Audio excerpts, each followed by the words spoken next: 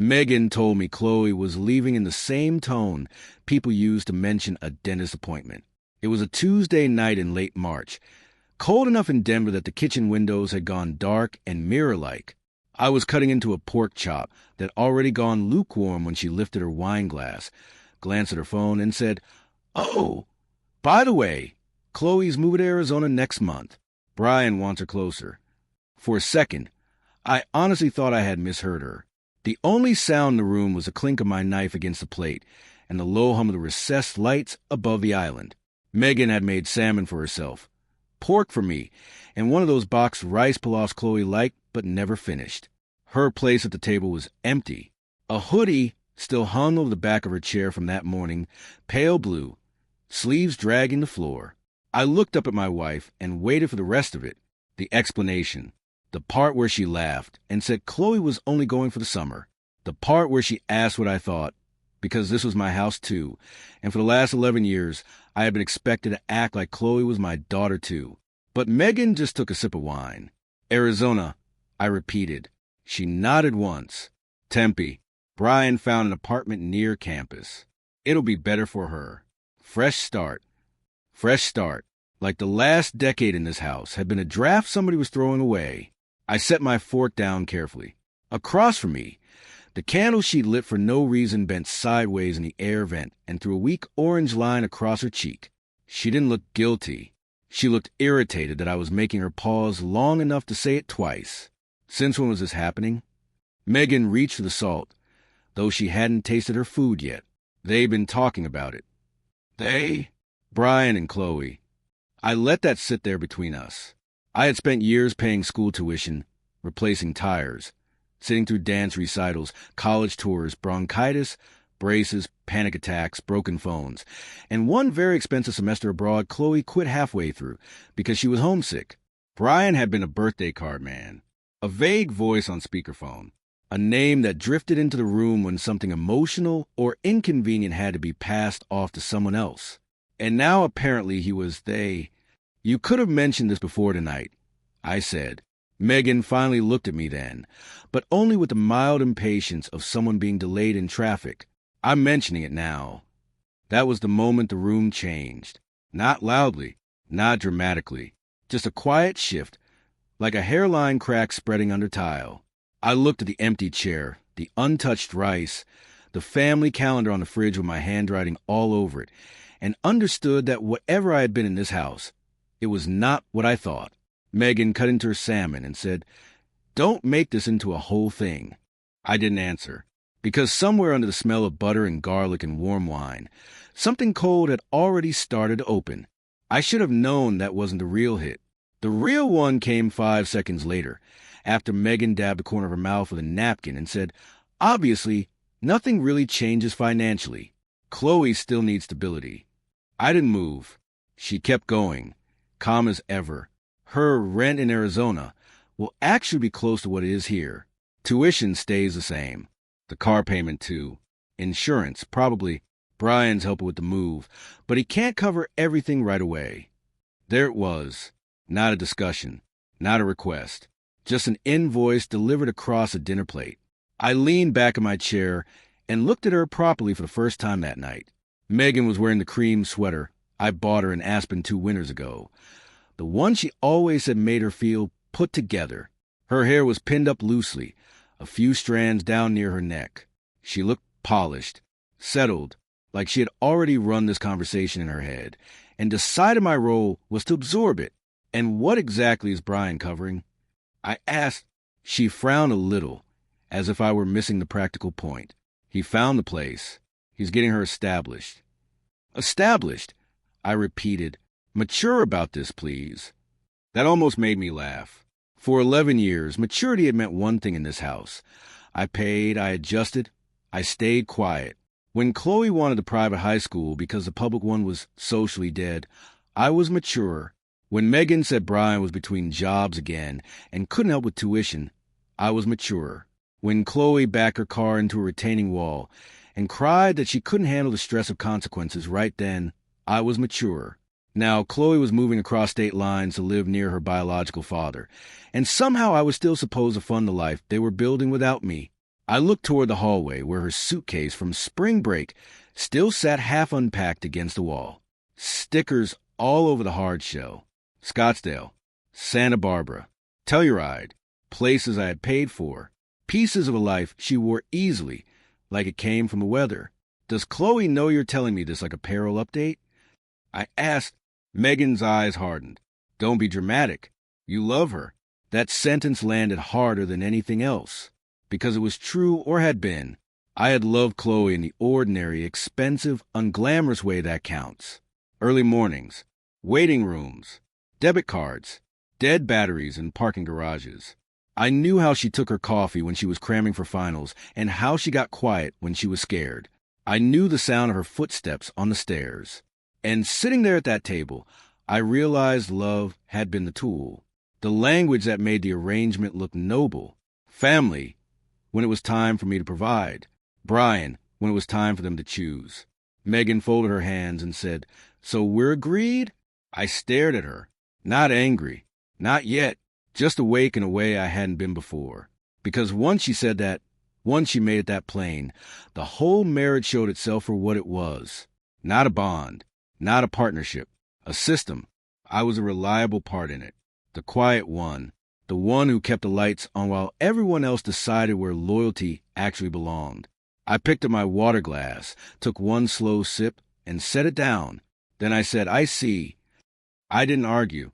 That was the part Megan didn't understand. She kept talking for another minute or two after I said, I see, filling the silence like it was something that needed fixing. Logistics, timelines, Chloe's move date, Brian's availability, a list of things already decided. I listened just long enough to confirm one thing. There was nothing left in this house that required my input. I stood up, took my plate, rinsed it under warm water, and set it in the rack. Same routine, same quiet movements. Megan watched me like she was trying to read whether I was about to make a scene. I didn't. Where are you going? She asked as I walked past her. Upstairs. That answer satisfied her more than it should have. The bedroom was exactly how we'd left it that morning. Her side of the bed slightly undone. My side clean. A faint smell of her perfume still in the air. Something citrus and soft that used to mean home. I opened the closet and pulled out an old duffel bag from the top shelf. Black canvas, worn at the edges. I hadn't used it in years. I didn't rush. 2 pairs of jeans, 3 shirts, a sweater, underwear, socks, toiletry kit, phone charger, the basics. Nothing that required thinking. My hands moved automatically, but my mind was unusually clear, not angry, not confused, just precise. Every item I picked up felt like a quiet subtraction, a removal of weight I hadn't realized I was carrying. Downstairs, I could hear Megan on the phone now, her voice light, almost cheerful. Yeah, I told him, no, he's fine, he just needs time to process. I paused at the top of the stairs and listened. Fine. That word settled something in me. I finished packing, zipped the bag, and walked back down. Megan glanced at me, then at the duffel. What's that? Just grabbing a few things. For what? I didn't answer that. Instead, I walked into the garage. The concrete floor was cold even through my shoes. The air smelled faintly of oil and dust. My truck, sat where I'd left it. A thin layer of rain starting to beat across the windshield through the open garage door. I reached into my pocket and took off my wedding ring. It slid off easily. No resistance. I set it down on the small shelf by the garage remote, right next to spare batteries and a box of screws we never used. For a second, I looked at it. 20 years reduced to a circle of metal-catching fluorescent light. Then I picked up the keys. Behind me, Megan's voice echoed from the kitchen. You're being dramatic now. Seriously, what are you doing? I didn't turn around. I stepped out into the night. The rain hit immediately. Cold, sharp, steady. Not a storm. Just that relentless kind that soaks through everything if you stand in it long enough. I didn't run for the truck. I walked. Each step felt lighter. That was the part one didn't expect. Not grief. Not hesitation. Relief. By the time I reached the driver's door, my jacket was damp, my hair soaked to the edges, and something inside me had already let go completely. I got in, closed the door, and sat there for a moment, listening to the rain hit the roof. No noise from the house. No footsteps following me. No one stopping me. I started the engine, and without looking back, I drove. I didn't have a destination when I left Denver. That was the first honest decision I'd made in a long time. I drove through the night, the rain eventually turning into a thin mist somewhere past Nebraska. The highway emptied out, headlights thinning until it felt like I was the only one moving forward. No calls, no messages. Megan texted once around midnight. "Where are you?" I didn't respond. By morning, I had crossed into Michigan. By the second night, I was pulling up to a place I hadn't visited in years, a small lake cottage tucked between tall pines, the kind of property people forget they own until they need to disappear. It was quiet, no neighbors in sight, just water, gray sky, and wind pushing across the surface in slow, restless patterns. Inside, the air was cold and stale. I flipped on a weak space heater that clicked like it wasn't sure it wanted to work. The place smelled like wood and dust and time. Perfect. I set the duffel bag down on the floor and didn't unpack. Instead, I pulled an old folding table into the center of the room, plugged in my laptop, and sat down. That was when I started, not out of anger, out of clarity. First, Chloe's private school account. Autopay, active for years. I logged in, reviewed the balance, and turned it off. No hesitation, just a single click. Next, her medical coverage. I navigated through a provider portal, removed dependent access, confirmed the changes twice. Effective immediately. Then the car, lease payments, insurance bundle, roadside assistance, all tied to my accounts. I shut each one down in order. Clean, precise, no loose ends. The travel rewards account came next. Megan loved that one. Weekend trips, upgrades, the illusion that things were better than they were. Closed. Streaming services. Family plan. Removed. I paused there for a moment, staring at the screen. Then I opened a different account. One Megan didn't know about. One Chloe definitely didn't. An investment fund I had been quietly building for years. Not huge, but enough to matter. Enough for graduate school. A safety net I never talked about because I believed in showing up, not announcing it. I hovered over it. For a second, something almost pulled me back. Not guilt, memory. Chloe at 16, asking about college. Chloe at 18, pretending she didn't need help. Chloe last year, hugging me quickly before running out the door, already half somewhere else. I exhaled slowly. Then I transferred the entire balance out. Closed the account. Just like that, the future they had assumed was secured. Wasn't. The room stayed quiet. Only the soft hum of the heater and the faint sound of water outside. I leaned back in the folding chair and looked around the empty cottage. No voices, no expectations, no roles to play. For the first time in years, every dollar I earned, every decision I made, every part of my life was mine. And somewhere back in Denver, they still thought this was temporary, that I'd cool off, that I'd come back online, that the system would restart. I reached over, turned off my phone completely, and set it face down on the table. Let them find out the hard way. By the time I turned my phone back on, 3 days had passed. No rush, no urgency. Just a quiet decision one morning with coffee going cold beside me and the lake completely still outside. The screen lit up like nothing had changed. Messages stacked on top of each other. Megan first. Call me. Then, this isn't funny. Then, we need to talk. Then silence. After that, Chloe. Are you okay? Mom says you left? Hello? Then nothing from her either. The tone told me everything. Not fear. Not panic. Confusion. Like a system glitch they expected to correct itself. I didn't open any of them.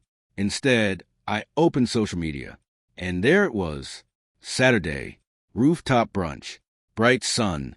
Clear sky. Denver pretending winter was already over. Megan in oversized sunglasses, smiling like nothing had shifted. Chloe beside her, leaning in, holding a mimosa. And between them, loud even through a still photo, Tina, Megan's best friend.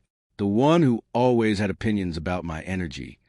The caption read, "New beginnings, Dizzy Arizona bound soon." I swiped. Another photo. Same table. Plates half-eaten. Avocado toast. Eggs. Something expensive and unnecessary. Tina had commented, "About time." Chloe replied, "Right?" Then Megan. Fresh start for everyone, Redheart. I stared at that one a little longer. Fresh start. Again, always that phrase when something was being erased. There was a short video, too. Tina filming, her voice sharp and amused. Say it again. What are we not doing anymore? Chloe laughed, a little too loud. Settling. And what are we doing? Leveling up. More laughter. Then Tina added, and don't worry, she still got her safety net. Some people are way too predictable to ever really disappear. Megan didn't correct her. She just smiled into the camera. That was the part that mattered, not the words, the absence of resistance. I watched the clip twice, not because I needed to, because I wanted to understand exactly how they saw me. Not a person, a constant, a background structure, something that stayed in place no matter what they did. Reliable, soft, guilty, predictable. I set the phone down slowly on the table. Outside, the wind had picked up, pushing small waves against the edge of the lake in steady control lines. Inside, the heater clicked again, struggling but still working. They thought this was a transition, a phase, a weekend before everything settled back into place. I reached the phone one more time, opened the settings, and disabled the last shared connection tied to Megan's email. Cloud backup, photos, access gone, no notification, no warning, just absence. Then I turned the phone face down again. Let them celebrate. Let them laugh. Let them build whatever version of the future they thought was already paid for. Because the truth hadn't reached them yet. But it would. It started on a Monday, not with a call to me, with silence breaking in places they didn't expect. Chloe was the first to feel it. Her apartment application in Tempe had already been approved. Megan had said that with confidence, like everything else, handled, secured, inevitable. But approval isn't possession. Deposits are. And when Chloe tried to finalize it, the payment didn't go through. She tried again. Same result. Insufficient authorization. She texted Megan. Megan told her to give a minute, because in Megan's world, delays were temporary. Systems corrected themselves. Things like me didn't just stop. But this time, nothing corrected. By Tuesday morning, Chloe's campus portal flagged her account. Meal plan on hold. Housing pending. Tuition balance due. She called Megan again, this time not casual. "Mom, something's wrong." Megan was still calm then, still operating inside the version of reality where I was just cooling off somewhere. "I'll handle it," she said.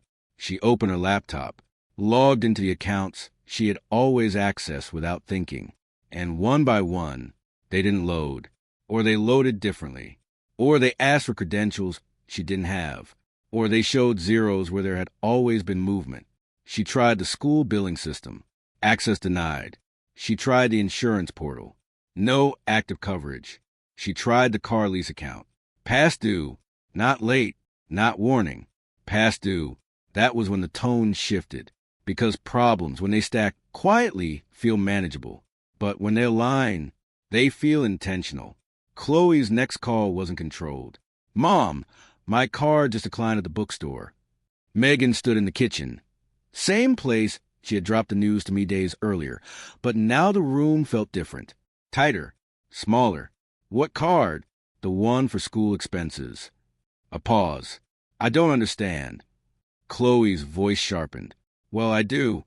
It's not working." Megan opened another account. Travel rewards, gone. Streaming, signed out. Even the shared grocery card, declined. For the first time, there was no explanation she could reach for that didn't sound thin. "No, he wouldn't," she started, but she didn't finish it. Because now she wasn't talking to Chloe. She was talking to the version of me she thought she knew. Predictable, soft, temporary. And piece by piece, that version was disappearing. By Wednesday, Chloe missed a tuition deadline. It wasn't dramatic, No alarms, just a quiet administrative update. Enrollment hold placed. Classes inaccessible. Future uncertain. That was a moment the fresh start stopped feeling like a beginning and started feeling like something collapsing underneath them. Chloe called Brian that night. Not casually, not confidently, desperately, because for the first time, the life she had been stepping into wasn't funded, and the person they had both quietly assumed would never really leave already had. Brian answered on the third call. Chloe was pacing outside her apartment complex in Denver. Suitcase half-packed in the back of her car, phone pressed tight against her ear like she could force stability through the line. "Hey, kiddo," he said, too light, too easy. "I need help," she said. No build-up, no soft entry. A pause. With what? My deposit didn't go through. My school account is frozen. My car payment is flagged. Everything is... She stopped, trying to control it.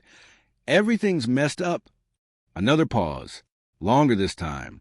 Well, didn't your stepdad usually handle that stuff? That word landed wrong.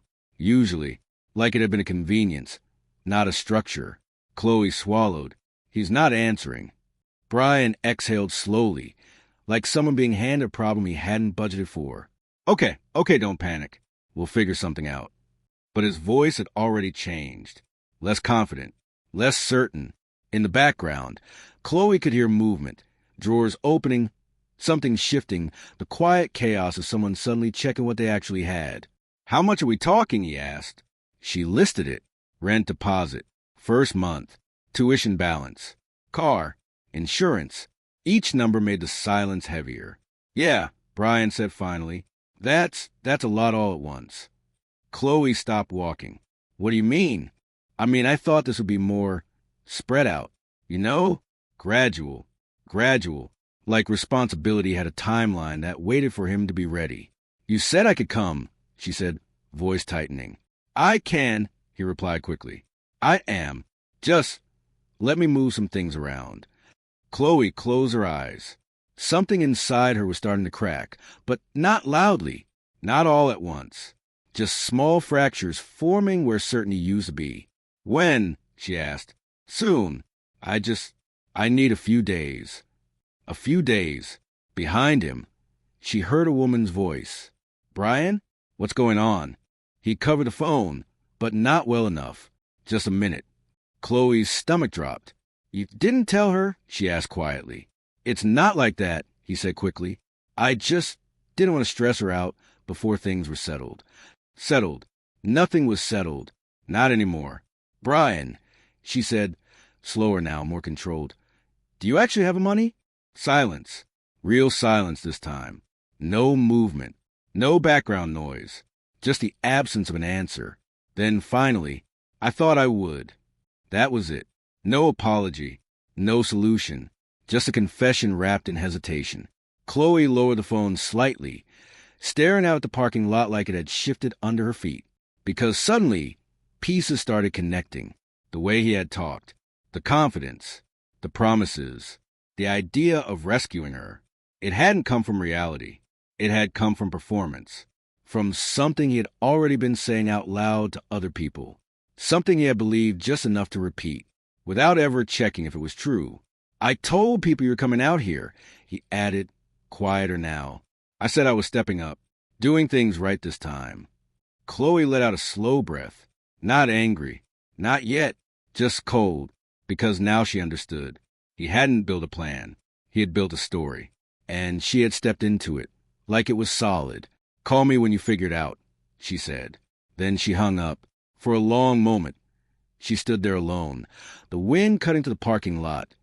The future she'd been so sure about dissolving into something thin and unreliable. Back in Denver, Megan was still refreshing accounts that no longer belonged to her. And in Arizona, the man who was supposed to replace me was already running out of answers. By Thursday, confusion had turned into movement. Not calm, controlled movement. Search. Megan started with the obvious. My number. Straight to voicemail. Again. Same result. She left messages at first, measured, careful. "We need to talk. This has gone far enough. Call me back." By the fourth one, the tone shifted. This is affecting Chloe. Like that would still reach me. When I didn't respond, she moved the next layer. My office. Except I didn't have one anymore. Not the way she remembered. The receptionist told her I hadn't been in all week. Then HR told her I was on leave. Then no one answered her follow-ups. Information thinning out in real time. Chloe tried next. Old texts, emails, even a shared calendar invite labeled urgent. No response. She drove past my usual gym. Asked the front desk. They haven't checked in. She checked the coffee place I went on Sundays. The barista recognized her. Yeah, haven't seen him in a bit. Each answer small. Harmless on its own. But together, a pattern. Absence. Megan escalated. Mutual contacts. Friends we used to have dinner with. Neighbors. Even her book club. The same group that had quietly started distancing from her. Have you heard from him? Polite answers. Shrugs. No, sorry. No one had anything solid, because there was nothing left to point to. No routine. No schedule. No predictable path. That was the part she hadn't prepared for. Not just that I left, but that I removed the trail. Chloe dug deeper. Old emails. Archived messages. Looking for anything that might hint at where I'd go. And she found one. Buried months back. A casual mention. A fishing trip I never took. A place up in Wisconsin. Quiet. Might disappear there one day. That was enough. She told Megan. They packed the car. Drove north. Hours on the road. Chasing a sentence I barely remembered writing. They found the lodge. Small. Weathered wood. A man at the desk who looked like he'd seen every kind of desperation walk through that door. Has he been here? Megan asked, showing a photo. The man looked at it for a few seconds, then shook his head. Can't help you. Chloe stepped forward. Are you sure? He would have come alone. Mid-50s, quiet. I said no. Not rude. Final. They stood there for a moment longer than necessary, because neither of them wanted to accept what was becoming obvious. This wasn't distance. It was removal, not just physically, systematically. Every number they had, dead. Every place they knew, empty. Every version of me they relied on, gone. On the drive back, neither of them spoke much, because now there was a new realization settling in. Not panic. Not yet. Something colder. They weren't trying to fix a situation anymore. They were trying to find someone who no longer wanted to be found. They didn't reach me. Not directly. Not through calls, messages, or whatever was left of my old life. What finally cut through wasn't personal. It was administrative. A college office. A block system. A problem that needed resolution. Chloe had run out of extensions. Her enrollment hold had escalated. Classes locked. Access removed. Deadlines missed. And at some point, someone in that system did what systems are designed to do. They followed the financial contact on file. Me, I was sitting at the folding table in the cottage when the email came through. Plain subject line. No emotion. Urgent. Student account status. Action required. I read it once. Then again. Then I closed the laptop. Not avoidance. Timing. An hour later, the phone rang. Unknown number. I let it ring twice before answering. This is... I paused and gave my name. A woman's voice. Professional. Controlled.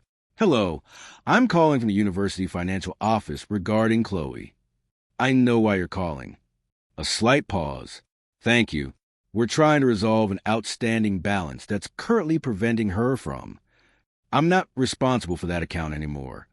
Silence. Not confusion. Adjustment. I see. Our records indicate you are listed as the primary financial. Not anymore. My voice didn't change. Didn't rise. Didn't explain. Just corrected. Another pause. Then, carefully, would you be willing to join a brief conference call with the student and her guardian to clarify? I considered it. Not because I needed to. Because I understood what it would do. Set it up. The call came through 20 minutes later. 3 lines connected. A soft click. Then Chloe's voice, tight, controlled, trying to sound steady. Hello. Megan didn't speak at first. The administrator introduced everyone, her tone neutral. like this was just another case file. This is regarding Chloe's enrollment status and financial responsibility. We're hoping to clarify. Megan cut in. There's been some kind of misunderstanding. Of course.